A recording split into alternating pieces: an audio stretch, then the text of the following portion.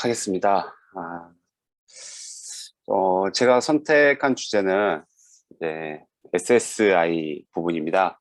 자기 주권 신원 부분인데, 원래 이 부분에 대해서 제가 예전부터 좀 관심을 갖고 있었는데, 이제 다른 이유로 이제 블록체인 관련해서 이제 공부를 못 하다 보니까 잠시 놓고 있었거든요.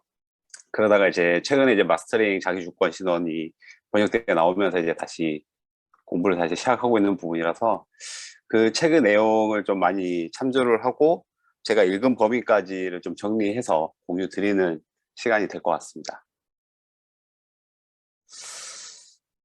제가 이제 처음에 이걸 관심을 갖게 됐던 거는 아무래도 이제 제가 10년 넘게 이제 보안이라는 한 영역에서 일을 꽤 해왔었는데요. 그러다 보니 이제 매번 개인정보 유출 사고는 빈번하게 발생하고 그걸 이제 막으려면 어떻게 해야 되느냐, 뭐 이런 뭐 법적인 부분도 나오고 기술적인 부분도 매번 나오는데 항상 이제 거기 벽에 부딪히더라고요. 최근에도 이제 이런 신규 발매한 앱에서 발생한 이런 문제도 있었고, 또 이제 이런 것들은 아직은 여기까지 이제 활용되지 않았지만 이제 딥페이크 기술이 좀 더 활성화되면 실제로 이제 인터넷상에서 어떤 누군가를 믿을 수 있을까? 어떤 걸 이제 신뢰할 수 있느냐라는 거에 이제 고민이 많이 될 수 있는 상황이 됐습니다. 그래서 이런 부분들은 어떻게 이제 하려면 좀 더 이제 저희들이 생활을 좀 더 안전하게 하고 나중에 뭐 메타버스 이런 게 이제 저희 생활에 이제 녹아들으려면 아무래도 이제 인터넷상에서 신뢰라는 것을 어떻게 구축을 하지 않으면 실제로 거의 불가능하다고 저는 생각을 하고 있는데요. 그래서 이걸 어떻게 신뢰라는 것을 만들 수 있을까? 그래서 이 책에서는 왜 인터넷이 우선 신뢰가 없을까라는 부분을 먼저 이야기를 했습니다. 여기 이제 나와 있는 글은 이제 킴 카메론이라는 마이크로소프트에서 이제 신원 관련된 부분을 최고 책임을 맡고 있는 사람의 이야기인데요. 어, 원래 인터넷 자체가 어떤 기계와의 연결을 목적으로 만들어졌던 거지. 거기에 사람을 뭔가 누군가를 연결했을 때 이 사람이 누군지를 알아낼 수 있는 방법에 대해서는 애초에 고민하지 않았던 그런 시스템이었기 때문에 거기에서 신뢰를 믿는다는 것은 불가능하다라는 입장입니다. 이제 저도 이제 이걸 보면서 제가 이제 알고 있던 네트워크라는 그 부분들, 뭐 TCP/IP 프로토콜에 대한 이야기를 생각해 보면 충분히 이제 이해가 되고 이제 최근에는 이제 이런 것들을 좀 해소해 보기 위해서 다양한 방법의 이제 어플리케이션 레벨에서는 지원을 하고 있지만 실제로 그것도 다양한 형태의 악의적인 공격들에 의해서 어느 정도 이제 차단되거나 그 무력화되는 일이 너무 비일비재하죠. 그래서 이제 이런 부분에서 이제 신뢰를 만들기 위해서 신뢰라는 게 여기서는 나라는 사람이 실제로 인터넷에서 나라는 것을 증명하는 과정이잖아요. 근데 그 증명을 어떻게 할 것이냐. 여기서 나라는 거는 이제 저는 이제 무슨 사람을 이야기를 하지만 물건이 될 수 있고 뭐 IoT 기기 같은 것도 될 수 있고요. 뭐 반려동물이 될 수 있고 다양한 것들이 될 수 있는데 이런 것들에 대해서 어떻게 신뢰를 할 수 있느냐. 그 도구를 고민했던 것 같아요. 어떻게 인터넷상으로 올라간 나를 증명할 수 있는 것. 그게 아마 이제 도구를 이제 나에 대한 신원이기 때문에, 그리고 인터넷상이기 때문에 아마 디지털 신원이라고 이제 보통 이제 번역을 하는 것 같은데, 예, 디지털이라는 건 이제 기계, 기술 뭐 이런 느낌이잖아요. 그래서 이런 걸 제가 생각했을 때 실제로는 신원이고, 오프라인에서 올라오는 그 신원이라는 것을 온라인으로 올리는 부분. 네, 이 부분인데, 이 부분 아마 지난번에 이제 민호님이 한번 이야기해 주셨던 그 오라클 부분과 아주 맞닿아 있는 부분인 것 같습니다. 그래서 그 디지털 신원으로 오프라인에 있는 나를 온라인의 나로 매핑하는 이게 어떻게 가능할까? 근데 실제 이걸 이제 DID라고 이름을 붙였지만 실제로 꽤 오랫동안 쓰고 있었거든요. 이제 저희는 이제 ID라는 이름으로 쓰고 있었고 실제로 저희가 어떤 사이트에 로그인하거나 가입할 때 가장 많이 사용하는 거죠. ID라는 것을. 그걸 이용해서 어디 사이트에 가입을 하고 가입할 때 나라는 걸 증명하기 위한 또 부가적인 정보를 더 넣게 되죠. 뭐 이메일 주소라든가 SNS 사이트 주소라든가 뭐 요즘엔 GitHub 주소라든가 이런 것들을 이제 넣음으로써 아, 이 사람은 신뢰할 수 있는 사람이야. 이 사람은 이런 일을 하는 사람이야. 이런 것들 주변 정보들을 모두 취합을 해서 한 명을 특정 지으는 작업을 하면서 나라는 것을 이제 인지하고 있는 방법을 쓰고 있죠. 근데 이제 대신에 이제 오프라인에서 나에서 온라인으로 나라는 것들을 확신하기 위해서 이제 그런 것들을 또 쓰고, 또 오프라인에 있는 정보를 어느 정도 반영하고 있는 뭐 통신사 인증 이런 걸 통해서도 나라는 것을 좀 더 까다롭게 살펴보고 있고, 그래서 그걸 통해서 온라인상의 나라는 걸 이제 증명을 하고 있는데, 이렇게 하다 보니까 이제 우리가 이제 사이트를 많이 가입하잖아요. 각각 사이트마다 서로 다른 내 개인정보들이 많이 들어가 있고, 그러다 보니 아까와 같은 그런 개인정보 문제들이 있으니 이걸 이제 어떻게 해소해 볼까라는 게 이제 나왔던 게 아마 대형 포털들을 이용한 IDP를 활용한 방법일 겁니다. 아마 많이 보셨을 거예요. 어디든 사이트 가입할 때 보면 뭐 소셜 로그인, 뭐 뭐 오늘도 두식님께서 주신 그 책을 가입하기 위해서 저는 이제 거기 사이트에 이제 로그인을 하면서 그때 가입을 하게 되는데, 그때도 이제 소셜 로그인을 통해서 신규 가입을 하고 그런 나머지 작업들을 하게 됐는데, 그렇게 되면은 어떻게 보면 이제 나 대신에 내가 나라는 걸 증명해 주기 때문에 되게 내가 위임한다? 되게 편리하다고 느꼈는데, 다른 한편으로는 내가 가고 싶어 하는 그 사이트에 대해서 나 대신에 나를 인증해 줄 수 있는 사람인 거죠. 실제로 나보다 더 많은 힘이 있고 권력이 있는 것 같은 그런 부분도 있고, 또 다른 한편으로는 내가 가고 싶어 하는 사이트에 대한 정보들을 IDP를 모두 갖고 있어요. 그래서 이 사람은 이 사람이라는 나라는 사람은 어느 사이트에 로그인 하는 사람이다. 그것만으로도 굉장히 많은 정보를 가져갈 수 있죠. 그래서 이제 이런 방법들을 이제 사용하고 있다 보니 그래도 이것도 문제가 된다. 어느 정도는 이제 대형 포털이라는 것들로 이제 귀결되는 개인정보 문제가 발생하니 다른 것들을 이제 고민해 보자라는 이야기가 나왔던 거고, 그래서 이제 DID, 이제 SSI라고 불리우는 것을 했던 것 같습니다.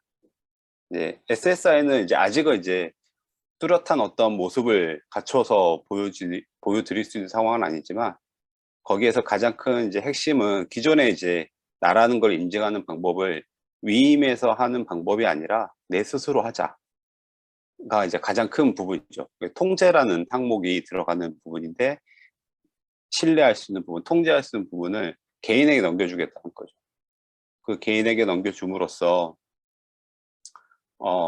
나라는 사람에 대한 권한을 행사하고 결정할 수 있도록 하는 것, 이게 아마 가장 큰 목표가 될 건데, 이게 직접 한다는 것 자체가 굉장히 어려운 작업인 것 같더라고요. 저도 이제 공부를 계속 하면서 느꼈던 부분인데, 그래서 오늘 여기까지는 아마 제 민호님이 한번 훑어주셨던 부분이 많이 들어가 있는 것 같고, 이제 이 부분부터는 이제 실제로 그러면 이걸 SSI 쪽에서는 어떻게 이걸 구현해 나가고 있는지 이들 현황을 조금 이제 설명을 드릴 것 같아요. 이게 이제 분산 신호 모델을 실제로 구현해 보려고 만들어진 이제 스택이라고 하는데요. 이제 왼쪽은 거버넌스라는 영역에서의 스택이고, 오른쪽은 기술 영역에서의 스택입니다. 뭐 저는 이제 거버넌스에 대해서는 잘 몰라서, 아무래도 이제 엔지니어를 10년 넘게 하다 보니 기술 쪽에 좀 더 눈이 가기 때문에 기술 스택 위주로 이제 많이 살펴보게 됐는데요. 보시다시피 이제 기술 스택은 크게 이제 4단계로 이야기를 하고 있습니다. 지금 우리가 사용하고 있는 인터넷이랑 빗대어서 생각해 보시면 어느 정도 이제 이해가 되실 수 있는 부분인데, 우선 하나씩 이제 이야기를 해보면, 가장 아래에 있는 레이어 1이라고 되어 있는 게 이제 퍼블릭 유틸리티 영역이 있고요. 이제 우리가 생각했을 때는 이 부분이 인터넷 회선 정도로 보시면 됩니다. 실제로 이제 블록체인 세상에서는 이제 블록체인이 여기 아마 들어가게 되겠죠. 그리고 이제 레이어 2에서는 이제 월렛이라고 표현되어 있고, 또는 에이전트라고도 표현되어 있는데, 이 부분은 우리가 쓰고 있는 뭐 랜선 아니 모뎀이라고 봐야 될까요? 뭐 이런 정도, 실제로 이걸 연결해서 통신을 할 수 있는 도구, 정도로 이제 정의를 할 수 있을 것 같습니다. 그리고 이제 레이어 3에서는 이렇게 이제 밑바탕이 깔려 있는 것 위에서 데이터를 서로 주고받는 작업을 하기 때문에 실제로 이제 어떤 데이터를 주고받고 하는 프로토콜을 정리를 많이 하게 되고요. 그 방법들 위에서 실제로 이제 다양한 환경, 에코시스템들이 이제 돌아갈 수 있도록 환경을 구현하는 게 기술 스택의 이제 4단계를 구현하고 있습니다. 이제 하나씩 좀 더 살펴보겠습니다. 우선 첫 번째 레이어였던 첫 번째 레이어였던 부분에서 이제 살펴보면은 이제 크게 이제 레이어를 아래 2단계는 순수하게 완전 기술적인 부분이라고 이야기해서 기술적인 신뢰를 구축하는 위치, 그래서 기술 신뢰의 영역이라고 보고 있고, 레이어 3하고 레이어 4 같은 경우는 그걸 위해서 실제로 데이터, 여기서는 이제 신원이겠죠. 신원을 서로 주고받기 때문에 거기에서는 인적 신뢰를 구성하는, 형성하는 영역이라고 이야기를 합니다. 그래서 첫 번째 레이어에서는 우선 기술적 신뢰 중에서도 가장 밑바닥에 있는 인터넷 선이라고 생각할 수 있는 그런 부분들을 구현하는 부분인데, 이제 우리들은 이제 블록체인이라고 부르지만 실제로 이제 SSI에서는 꼭 블록체인이 필요가 있냐라는 걸 베이스로 깔고 있습니다. 그래서 꼭 블록체인이 아니더라도 자기들이 원하는 SSI를 구현할 수 있으면 무엇이든 상관없다. 그래서 블록체인이라고 이제 명시하지 않고 퍼블릭 유틸리티라고 이제 이야기를 하고 있습니다. 그렇기 때문에 이제 퍼블릭 유틸리티는 블록체인의 뭐 퍼블릭 블록체인이라든가 허가형 블록체인 이런 블록체인이 구성이거나 또는 아직 저희들이 많이 사용하고 있는 DB를 사용하는 방법도 같이 고려되고 있습니다. 물론 이제 제가 이제 오늘 정리하는 자료에는 이제 포함되지 않았지만 이제 뒷부분에서 보면은 이제 다양한 요건들이라든가 기술적인 부분들 때문에 그런 데이터베이스보다는 블록체인을 좀 더 선호하긴 하더라고요. 자기들이 원하는 어떤 요건들을 상당히 이제 충족하고 있는 기술이기 때문에 블록체인 베이스로 이야기를 많이 하는 것 같고, 실제로도 SSI를 이제 구축하는 다양한 프로젝트들 중에 8, 90% 정도는 다 블록체인 기반으로 구현을 하고 있습니다. 그런 이제 퍼블릭 유틸리티를 또 다른 말로는 뭐 DID에서는 DID 레지스트리라고 또는 DID 네트워크라고 하는데요. 이제 생각하셨던 것처럼 뭐 인터넷 회선 같은 느낌이기도 하고, 또는 블록체인 자체가 네트워킹도 되지만 거기에 데이터를 저장하는 기능도 있기 때문에 약간 이제 레지스트리라는 성향도 같이 가져가는 것 같습니다. 현재 이제 이렇게 구성되어 있는 네트워크 위에 우리가 원하는 정보를 저장도 하고, 또 저장만 하는 게 아니라 그걸 통해서 통신도 해야 되기 때문에 서로 주고받고 하는 작업을 위해서 메소드라는 걸 또 만들었는데, 이것도 현재 이걸 이제 주로 리딩하고 있는 W3C DID 쪽에서는 100여 개가 넘는 메소드를 이미 정의를 해놓고 구현하는 작업을 같이 이루어지고 있더라고요. 그래서 뭐 이더리움이나 뭐 비트코인 또 솔라나 이런 계열에서는 꽤 많은 수준의 메소드들이 이미 구현되어 있어서 활용할 수 있는 레벨이라고 이야기합니다. 그래서 이렇게 베이스로 이제 어떤 블록체인이라든가 이걸 할 수 있는 기능들 구현이 되어 있으면 이제 이걸 이제 활용하는 단계가 있습니다. 그러면 이걸 통해서 이제 그 두 사람 간 피어 간에 이제 연결을 하는, 그 통신을 하는, 실제로 통신을 하는 부분이 있는데, 이렇게 통신을 하기 위해서는 우리가 지금 가장 쉽게 생각하는 것처럼 통신하는 인터넷 통신 프로토콜이 있을 거고, 서로 이제 주고받기 위해서는 어떻게 주고받을지에 대한 약속 규약이 있을 텐데, 이런 것들로 구성되어 있는 부분이 이제 레이어 2입니다. 거기 보면 이제 당연한 것처럼 들어가 있는 게 이제 암호화 통신이 들어가 있고요. 그리고 이걸 주고받기 위한 하나의 인터페이스 약속들이 이제 정의되어 있습니다. 그래서 근데 이 레이어 2가 제가 이제 레이어 4까지 전체 훑어보면서 가장 중요한 레이어 중 하나가 아닐까라는 생각을 하고 있습니다. 왜냐하면 이제 이걸 통해서 아래는 인프라였다면 이 인프라를 활용을 시작하는 위치인데, 이게 어떻게 구현되는지에 따라서 위 어플리케이션 구현하는 방법들이 결정되는 의존성이 굉장히 높아질 수 있거든요. 우리가 뭐 아래에서 어떻게 약속을 하느냐에 따라서 실제로 구현되는 매개체가 달라진다는 거는 향후에 사용하는 우리 유저 입장에서 봤을 때는 엄청 복잡할 수도 있고 엄청 간결해질 수도 있습니다. 그래서 이제 저는 이 부분들이 되게 보면서도 의아했던 부분이고, 제가 마지막으로 공부했던 그 18년도까지는 여기에 나와 있는 세 번째 메시지 지향 인터페이스 부분이 아직 그렇게 설계가 되어 있지 않은 상태였기 때문에 그때 당시만 해도 API나 데이터 지향 형태로 보통 구현을 하고 있었거든요. 근데 이번엔 메시지 지향 인터페이스도 구현이 되고 있고 거기에 대한 이제 아이디어라든가 어느 정도 설계가 나오고 있는 것 같습니다. 이건 이제 좀 더 세부적으로 보면 API 지향은 지금 현재 우리가 보통적으로 개발하고 있는 방법하고 크게 다르지 않습니다. 그래서 이 방법을 이제 사용했던 것이 블록서트나 유포트 같은 실제로 DID를 구축하고 거기에서 앱을 만들어서 거기에 퍼블리싱까지 했던 그 앱들이 사용했던 모델입니다.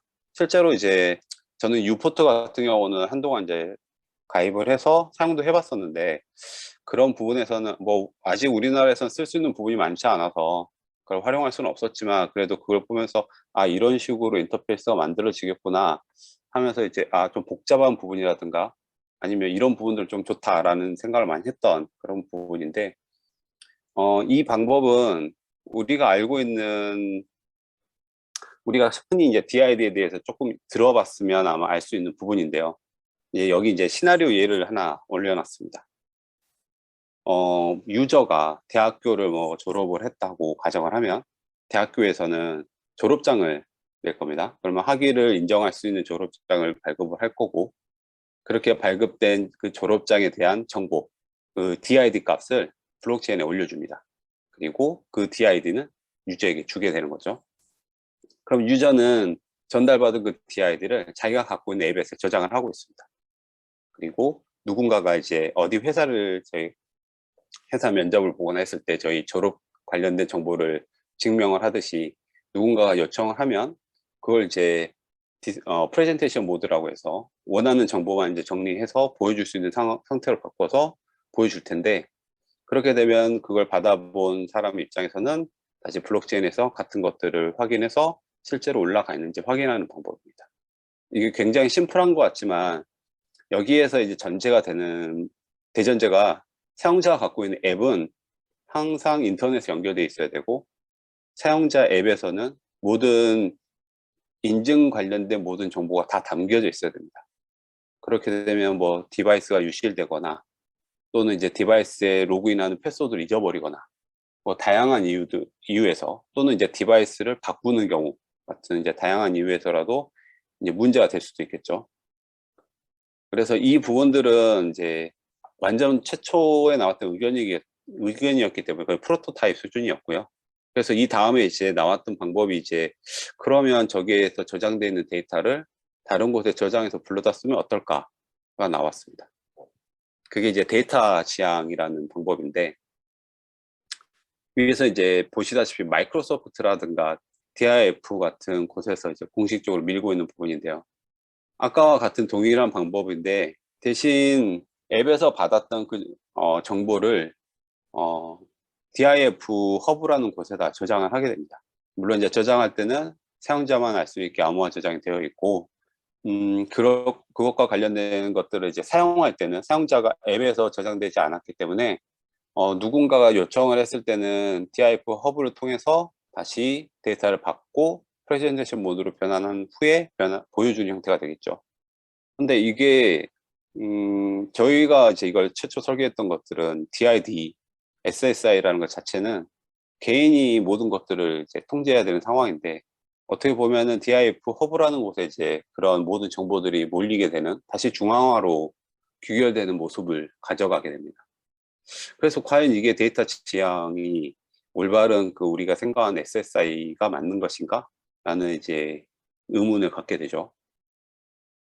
그리고 여기에 이 그룹에서 이걸 적극적으로 밀었던 가장 큰 이유는 저 DIF 허브에 있는 데이터를 활용할 수 있는 것들입니다. 실제로 이제 유저에게 일정한 수량의 뭐 비용이라든가 아니면 뭐 다양한 형태로 제공을 뭔가 서비스를 제공하는 등 뭐 이런 것들을 통해서 어느 정도의 그 대가를 지불하고 DI4 허브에 있는 데이터를 활용하기 위한 목적이었던 거죠. 그래서 실제로도 이게 DID 입장에서도 좀 어긋나 있지 않냐라는 이야기가 굉장히 많고요. 이것 때문에 아마 세 번째로 이야기가 되는 메시지 지향 인터페이스가 이제 좀 더 나왔던 것 같습니다. 메시지 지향 인터페이스는 이제 서버링 커뮤니티에서 최초에 이제 이야기가 됐던 부분인데, 언뜻 보기에 많이 보는 그림 아니신가요? 저는 보자마자 생각했던 게 블록체인 그림이었거든요. 블록체인에서도 노드들이 언제 왔다 갔다 할 수, 언제든지 들어올 수 있고, 참여했던 노드들이 언제든지 빠질 수 있다라는 그런 유연성을 갖고 있었는데, 저는 이걸 보면서 바로 그 생각부터 했었거든요. 메시지 지향 인터페이스는 블록체인 노드들의 성향을 그대로 가지고 있습니다. 그래서 언제든지 들어갈 수 있고, 여기서 이제 에이전트라 표현되어 있지만 에이전트일 수도 있고, 또는 이제 이게 월렛일 수도 있고요. 언제든지 인터넷에 연결돼서 내가 원하는 페어 간의 연결을 언제든지 하고, 대신에 여기서 이제 오각형으로 표현되어 있는 검증자들이 그 데이터들을 수시로 검증할 수 있게 구현되어 있는 방법입니다. 언뜻 보면 굉장히 이제 복잡하게 되어 있지만, 이제 이렇게 돼야지 실제로 에이전트에 있는 어디 다른 곳에 저장되어 있지 않고, 에이전트에서 실제로 사용자가 언제든지 원할 때만 사용할 수 있고, 그렇지 않으면 연결이 끊어져 있고, 이런 형태로 구성을 할 수 있기 때문에 이게 진짜 뭐 DID, SSI가 아니냐라는 형태. 그래서 이제 이걸 이제 분산 다자간 프로토콜이라고 하더라고요. 서로 간에 이제 이렇게 연결해서 SSI를 해소해 보자라는 입장이었고, 제가 이제 읽고 있는 그 책에서도 꽤 많은 저자들이 거기에 참여하고 있는데, 대부분 이제 서머링 커뮤니티에서 활동하는 사람들이 많이 주축이 되어 있습니다. 그래서 프로토콜 부분에서는 아마 그런 부분들을 많이 좀 반영을 한 것 같고, 그 내용들이 좀 설명은 되어 있거든요. 근데 어느 정도 복잡도가 생길까라는 거는 이제 저는 아직 가늠이 좀 안 되는데, 거기에 이제 몇 가지 시나리오가 있더라고요. 근데 시나리오를 제가 설명해 드릴 수 있을 만큼 이해하기는 좀 어려운 부분들도 좀 있을 만큼 복잡도가 좀 높더라고요. 그래서 이게 누구든지 들어와서 네트워크에 참여할 수도 있고 활용할 수도 있고, 이런 유연성을 가지고 있지만, 굉장히 뭐랄까, 언제든지 들어온다는 거는 반대로 상시 연결을 계속 새로운 연결을 시도해야 되기 때문에, 또 누군가 옆에가 붙어 있다는 것을 인지하고 뭔가 거기에 공유하는 작업을 하기 때문에 속도도 느리고, 그만큼 느리다는 것은 비용이 발생한다는 거라고 볼 수 있거든요. 그래서 비용도 높고 복잡도도 높고, 또 네트워크 상황에 따라서도 영향도가 많이 미칠 겁니다. 뭐 현재 블록체인이 그런 것처럼 또 구축도 어렵고 유지 보수도 어렵고, 과연 이게 SSI로 실현이 가능한가 하는 생각이 좀 들긴 하더라고요. 하지만 이제 이런 이 프로토콜 레벨에서의 가장 그런 결정 사항이 아직 없기 때문에 뭐라고 이제 확답을 할 수는 없지만, 이 부분이 아마 향후 DID의 방향성을 가장 결정하는 큰 부분일 것 같습니다. 이렇게 이제 레이어 2 단계까지 해서 기술적인 부분들이 어느 정도 정리가 되면, 이걸 이제 활용하는 부분들입니다. 실제로 이제 레이어 3는 이제 데이터 교환을 하는 부분인데, 아마 왼쪽 그림에 보면 이제 제이슨 LD라고 되어 있는 이 표는, 아마 이 그림은 아마 DID 관련된 뭐 블로그라든가 사진을 보셨으면 한 번쯤 보셨을 법한 모양인데요. 이게 지금 제이슨 LD라는 하나의 포맷입니다. 서로 데이터를 주고받을 때 어떻게 주고받지? 이런 약속을 하게 되는데, 그러면 이런 형태로 데이터를 주고받는 게 어떨까라고 해서 이제 정의되어 있는 방법인데요. 실제로 이거 말고도 두 가지가 더 있습니다. 아까 이제 처음에 앱을 만들었던 블랙서트나 유포트에서 이제 사용했던 방법들도 있고요. 그거 위에 이제 나온 게 이제 W3C에서 이제 제안한 것들은 이제 현재 보고 계시는 이제 제이슨 LD 형태입니다. 이 제이슨 LD 형태로 이제 뭐 보유자나 발급자나 또는 검증하는 사람들 간에 서로 데이터를 주고받을 때 이 형태로 서로 주고받자. 실제로 여기에 내용을 보시면 뭐 특별한 값을 정확히 명시적으로 갖고 있는 건 거의 없습니다. 이게 이제 내부적으로는 다 경로가 되고 어디 링크가 되고, 그래서 LD라는 것도 다 링크드라는 거의 약자거든요. LD에서 L 자체가. 그래서 데이터 안에 데이터를 갖고 있고 서로 간의 연결고리를 갖고 있는 형태. 그래서 어느 하나만 가지고 있을 때 전체 데이터를 볼 수 있는 상황은 아닌. 하지만 여기에 모든 데이터는 실제로 다 연결고리가 있기 때문에 볼 수도 있고, 뭐 이런 형태를 가지고 있는 자격증명 형태를 이렇게 정의하고 있습니다. 뭐 이제 참고로 좀 말씀드리면 유포트는 완전 텍스트 형태로 서로 데이터를 교환을 하자라는 이야기를 했었습니다. 그래서 이제 저희들 이제 기술하는 사람들은 아마 들어봤을 법한 이제 JWT 형태, 이제 토큰을 저희들 많이 쓸 때 사용하는 방법이긴 한데 그 형태로 이야기를 하자. 이게 어떻게 보면 제이슨의 한 변종이라고 볼 수 있죠. 그렇게 이야기를 했었는데 이제 너무 평문이고, 또 유포트가 사용하자고 하는 것들은 데이터가 한번 공개가 되거나 등록이 돼버리면 뭐 삭제할 수 있는 방법, 해제할 수 있는 방법이 존재하지 않았기 때문에 문제가 됐고요. 그리고 이제 블랙서트가 제안했던 방법은 그러면 그 제이슨 형태에서 중요 정보는 인코딩에서 안 보이게 감추고 하자라고 해서 이제 뭐 해제가 불가능했던 그 유포트의 다양한 단점들을 보완하는 다양한 기술적인 의견들이 나왔는데 아직 구현이 안 돼 있습니다. 그래서 실제로는 해볼 수 없는 상황이고요. 그래서 W3C에서 이제 제안했던 이 JSON LD 방식은 현재 구현도 어느 정도 되어 있고 실제로 이걸 쓸 수 있는 라이브러리들도 있고 개발해 볼 수 있는 상황까지 된 거죠. 그래서 W3C에서 나왔던 이 JSON LD가 지금은 거의 표준처럼 보이는 것 같습니다. 제가 예전에 공부했을 때도 이 형태를 기준으로 이야기를 많이 했었거든요. 그리고 이제 이렇게 쌓여 있는 데이터를 이제 서로 교환할 수 있는 상황이 되면 이제 거기에 이제 거버넌스라는 입장이 하나가 들어가는 거죠. 우리가 생각할 때는 아마 정부가 되겠죠. 어떤 이제 그 이슈어라고 볼 수 있는, 예를 들어서 이슈어라고 하면은 여기서 은행이 될 수도 있고 어디 대학교가 될 수도 있고 회사가 될 수도 있을 텐데, 이런 회사들을 인증해 줄 수 있는 하나의 또 업체 하나의 위에 뭐 인증서로 말하면 CA 레벨이랄까요? 최고의 레벨이 있는 한 또 입장이 있어야겠죠. 이제 거기에서는 직접 사용자, 우리 같은 이제 일반인 시민들을 다루는 게 아니라 그런 발급해주는 발급자에 대해서 인증을 해주는 부분이 있습니다. 그래서 실제로 너희들이 발급하는데 너희들은 어떻게 믿어? 라는 입장인 거죠.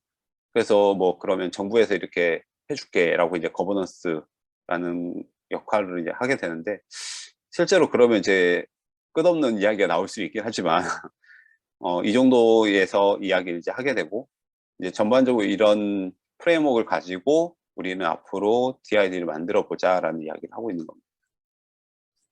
최상위 레벨에서 이제 어플리케이션이 이제 어떻게 만들어질지는 아래 이제 기술 레벨이 어느 정도 완전히 이제 정립이 되면 이제 좀 더 알 수 있게 되겠지만, 지금 제가 봤을 때는 아마도 복잡하지만 써버린 형태로 가는 게 좋지 않을까 싶긴 합니다. 근데 아쉽게도 제가 그건 희망사항이 될 것 같고 아마 데이터 지향형으로 가지 않을까 싶고요. 저는 이제 이거는 좀 번의 이야기이긴 하지만 우리나라에서 이제 밀고 있는 지금 마이데이터 사업 같은 경우도 처음에 그게 이제 국가에서 이제 발표가 났을 때 블록체인 기술을 제외한 데이터 지향형 모델이라고 생각을 했거든요. 실제로 모든 데이터는 결합하고 모여 있고 실제로 거기서 인증을 하는데, 인증하는 권한 자체가 사용자가 참여할 수 있는 부분만 딱 빠져 있는 것 같은. 그래서 처음에 그거 보면서 좀 아쉽다. 아, 이거 신기술이 여기 이제 같이 들어갔으면 또 좋지 않았을까. 뭐 이런 생각도 좀 해봤고요. 뭐 다른 한편 이제 코로나 덕분에 이제 DID를 활용할 수 있었던 부분도 있긴 하죠. 저희들이 이제 봤던 그 코로나 패스 같은 경우도 실제로 DID 기반으로 만들어졌었기 때문에, 근데 이제 그걸 이제 가공할 수 있는 방법은 없었고 그게 좀 아쉽긴 하고요. 하지만 이제 그런 식으로 조금씩 활용할 수 있는 부분들이 생기고 그것들을 이제 널리 쓰게 되면 좀 기반이 좀 닦아지고 많은 도움이 되지 않을까라고 생각합니다. 이상입니다.